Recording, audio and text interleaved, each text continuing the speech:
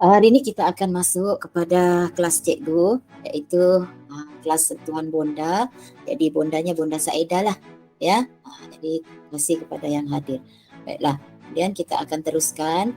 Ini kenalan dulu dengan Cikgu Saedah ya. Sikit-sikit ceritanya. Jadi Cikgu Saedah ni guru cemerlang sejarah di SMK Sepak Gaya. Cikgu berasal dari Lahadatu, suku bangsa Brunei. Cikgu dapat pendidikan di USM Pulau Pinang, pengkhususan cikgu ialah sejarah dan sastra. Okey, kemudian pengalaman cikgu 28 tahun mengajar. Jadi hari ini kita akan melihat satu tajuk, nampak macam susah kan, merungkai kemelut. Kemelut tu sebenarnya adalah masalah.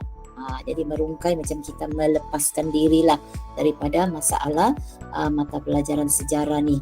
Apa masalahnya? Satu ialah unsur kebat. Kadang ada pelajar dia tinggalkan sahaja unsur kebat tu.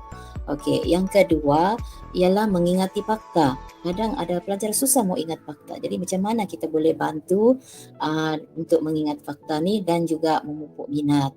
Ya, kalau kita tidak minat, kadang susah kita mau cinta pada subjek sejarah tu. Okey. Jadi kadang bila kita kata ingat fakta, kami sebagai guru-guru, kami selalu berharap murid tu dapat rakam semua. Okay, apa yang kamu baca kau ingat ya, ingat. Okey. Betul ke Alisa? Cikgu.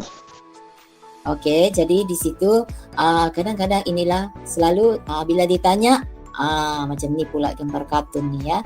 Ahmad, cuba kamu sebutkan 5 rukun negara mengikut aturannya. Si Ahmad tu apa dia cakap? Rukun negara percaya pada raja dan permaisuri. Adakah percaya pada permaisuri? Ada cikgu. Ya ada kan. Jadi kerana menggelabah ya, pasal ini pun dia tak ingat fakta. Ada kan kita belajar rukun negara. Jadi gitulah keadaannya ya. Jadi itu namanya kemelut lah tu ya.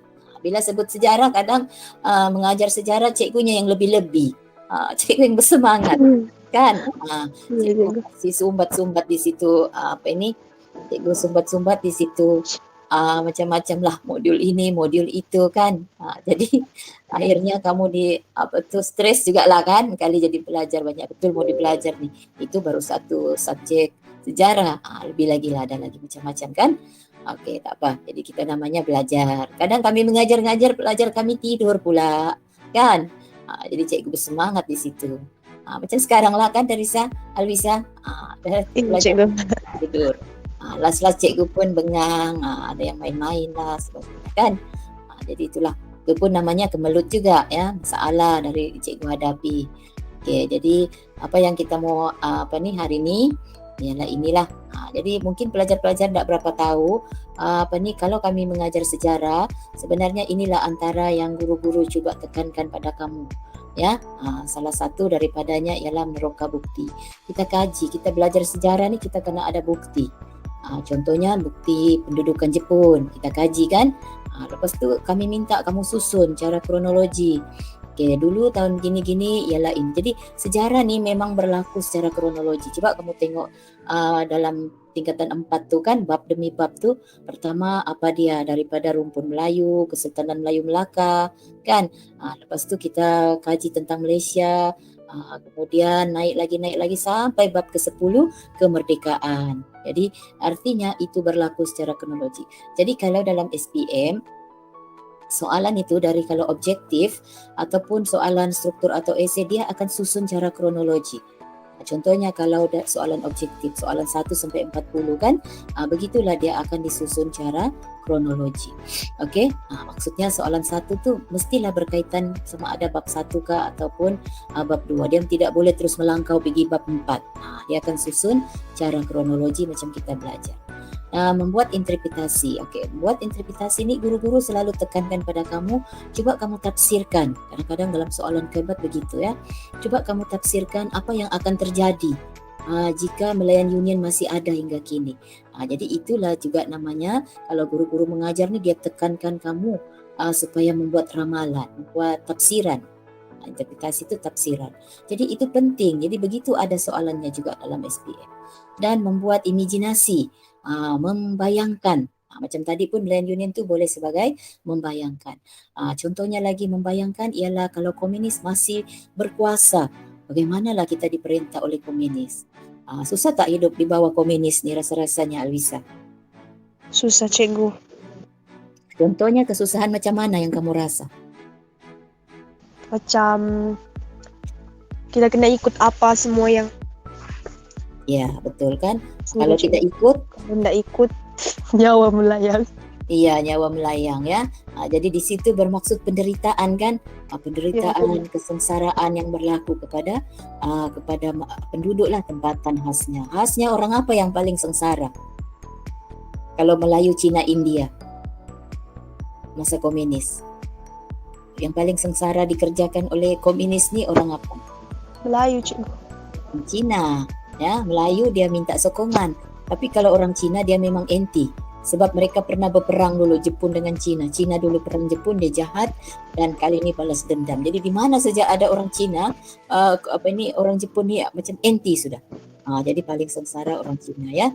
Okey. Dan juga itu ialah imajinasi. Kemudian rasionalisasi. Maksud rasionalisasi ialah kamu berfikir. Kadang-kadang ada soalan bentuk wajarkah? Macam itu. Wajarkah contohnya kalau Tok Janggut ya, ini cerita dululah. Tok Janggut tu dia digantungkan kalau mati, masa dia mati digantung oleh British supaya ancaman kepada penduduk lain. Jadi kakinya ke atas, kepalanya ke bawah. Jadi bayangkanlah Tok Janggut dibuat macam itu. Jadi mungkin ada pernah soalan SPM keluar, wajarkah dibuat macam itu? Jadi tidak wajar lah kan? Kan? Kenapa mayat digantung? Sedangkan kalau pendapat kamu, kenapa tidak wajar? Sedangkan bangkai kita tak buat begitu kan, bangkai kucing adakah kita gantung 4 jam begitu? Tidak kan? Jadi apapun lagi jenazah orang Islam. Jadi tapi ada juga orang boleh jawab wajar. Jadi itu namanya rasionalisasi kerana dia kata memberi ancaman supaya tidak ada lagi tentangan. Jadi inilah sebenarnya untuk pengetahuan kamu kalau soalan SPM dia akan bentuk-bentuk begini. Ya, wajarkah, bayangkan, buat ramal, susun, dia tanya kamu kronologi dan meneroka bukti, kamu nyatakan fakta. Itu dia. Okey. Baiklah, jadi kita ini dia. Kalau untuk murid supaya kamu faham apa peristiwa yang masa lalu digabungkan dengan peristiwa kini dan menjadi iktibar kepada kita. Ya. Jadi itu dia, daripada abstrak kamu tak tahu kepada tahu.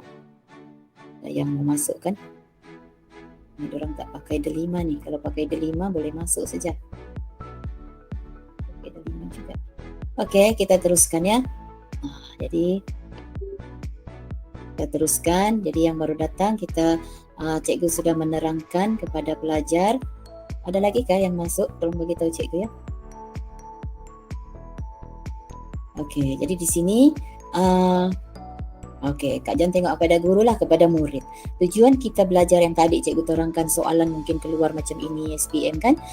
Jadi tujuannya ialah supaya kamu belajar sifat inquiry, sikap inquiry. Maksud inquiry ni kamu macam curious. Kalau belajar sejarah tu kamu macam tertanya, kenapa tadi macam cikgu cakap kan, kamu kata orang Melayu yang dapat layanan kurang baik. Jadi cikgu kata Cina. Jadi kamu mungkin dalam hati tertanya, kenapa Cina ya? Padahal di tanah Melayu banyak orang Melayu. Jadi kenapa Jepun melayan buruk kepada orang Cina? Jadi kamu ada perasaan ingin tahu dan cikgu pun bagi tahu. Jadi secara tidak langsung kamu sendiri namanya meneroka bukti. Jadi kalau dalam SPM bukti-bukti inilah dipanggil fakta. Jadi soalan kadang ada soalan yang fakta kemudian soalan kebat. Ada kan begitu, Alisa? Ada cikgu. Okey, jadi seterusnya kalau kamu nampak ni, ini dinamakan elemen kewarganegaraan ya dan juga nilai civic ya. Jadi semangat kekitaan, apa nilai-nilai yang baik, berani, ya, sanggup berkorban. Kalau di dalam kebat inilah yang perlu kamu masukkan. Ya, kalau cikgu ambil contoh ya, pengukuhan semangat patriotik. Bila kita belajar sejarah, sepatutnya kita tu merasakan tanah Melayu tu kita punya. Kenapa British itu kekitaan lah. Kenapa diorang buat suka hati? Okey, semangat patriotik. Kalau ada orang yang mencabar bendera diconteng sebagainya, itu namanya sikap mencabar. Peraturan tak boleh conteng bendera tapi dia buat juga. Jadi soalan mungkin akan keluar ada setengah pihak yang mencabar undang-undang perlembagaan. Baru-baru ni ada kan soalan itu. Jadi apakah tindakan kepada mereka? Apakah langkah-langkah yang kita perlu buat? Jadi di situ itu ialah antara nilai yang perlu kamu masukkan. Jadi inilah yang ditanya juga dalam SPM. Kalau kebat, dia mesti berkaitan dengan nilai-nilai. Mesti kamu masukkan nilai. Jadi sebenarnya kebat tu sangat membantu. Nanti kita akan lihat.